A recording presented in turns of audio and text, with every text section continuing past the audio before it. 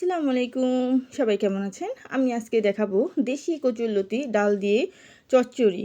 আর আমরা কিন্তু এই লতিটা খেতে ভীষণ পছন্দ করে থাকি, তাও যদি হয় দেশি কচুরলতি।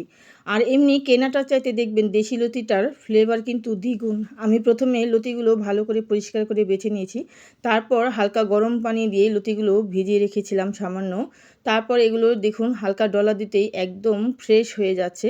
উপরে যে কালো কালো আবরণ বা লতির যে কষটা আছে ওটা কিন্তু উঠে যাচ্ছে, আর একদম সুন্দরভাবে ক্লিন হয়ে যাচ্ছে। দেখুন একদম সহজভাবে লতিগুলো পরিষ্কার হয়ে যাচ্ছে।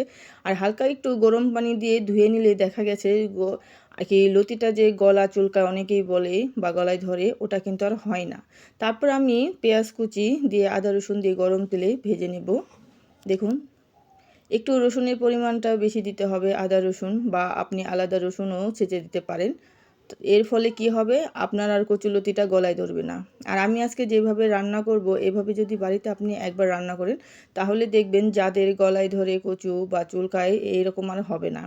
আপনি খুব তৃপ্তি করে এই কচুলতিটা খেতে পারবেন। তারপর আমি ডাল নিয়ে নিয়েছি এখানে।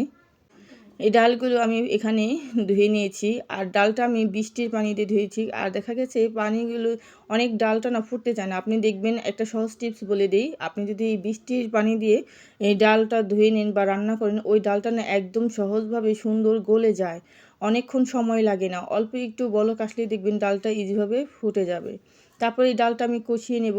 তারপর এখানে দিয়ে দিব লতিগুলো, যে আমি পরিষ্কার করে আবার ঠান্ডা পানি দিয়ে ভালো করে ধুয়ে লতিগুলো দিয়ে দিলাম। দেখুন একদম কিন্তু ফ্রেশ হয়ে গেছে, কোথাও একটাও ময়লা নেই।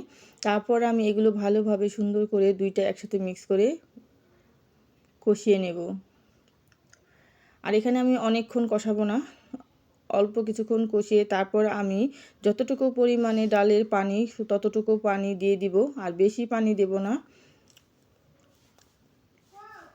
ভালোভাবে সুন্দর করে কষিয়ে নিলাম।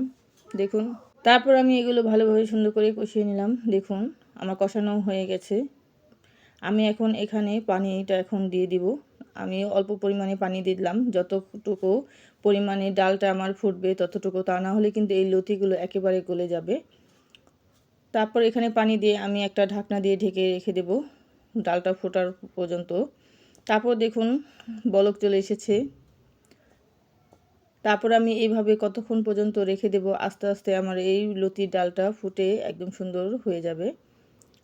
তারপর দেখুন ডালটা কিন্তু ফুটে এসেছে একদম। এখানে আমি বৃষ্টির পানিটাই অ্যাড করেছি, আপনারা চাইলে যে কোনো পানি অ্যাড করতে পারেন। আর আমার কাছে মনে হয় কি যে বৃষ্টির পানিটা দিলে ডালটা তাড়াতাড়ি ফুটে ওঠে। তারপর আমি এখানে দিয়ে দিলাম সাদা লবণ। আর যারা নাকি বলেন যে ডাল ফুটে না, তাদের জন্য আমি বললাম বৃষ্টির পানিটার কথা, যে বৃষ্টির পানিটা দিলে তাড়াতাড়ি ডালটা ফুটে যায়। তারপর দেখুন ডালটা প্রায় চচ্চড়ি পর্যায়ে চলে এসেছে। তারপর আমি এখানে দিয়ে দিব কিছু ধনেপাতা কুচি, ফ্লেভার বাড়ানোর জন্য। যারা ধনেপাতা খান না তারা বাদ দিতেও পারেন। আর এটা দিলে কি দেখা গেছে লতি ডালের যে একটা সুগন্ধ, ওটা আরও দ্বিগুণ করে তুলবে। তারপর এটা যতক্ষণ না চচ্চড়ি হয় ততক্ষণ পর্যন্ত চুলার উপর রেখে দেব। আর আমি কিন্তু আজকে মাটির চুলায় রান্না করেছি, অতএব বুঝতেই পাচ্ছেন যে মাটির চুলায় চচ্চড়ি রান্নাটা কত মজা হয়ে থাকে। আর যদি তাও হয় ডাল লতি, দেখুন ডালটা কিন্তু চচ্চড়ি হয়ে গেছে। আমি আর কিছুক্ষণ আরেকটু শুকনো করে আমি নামিয়ে নেব। তারপরে ডাল লতিটা হয়ে গেলে আমি এখানে নামিয়ে নিলাম বাটিতে। তো আমার ডাল লতি রেসিপিটা কেমন লাগলে অবশ্যই কমেন্ট বক্সে জানাবেন।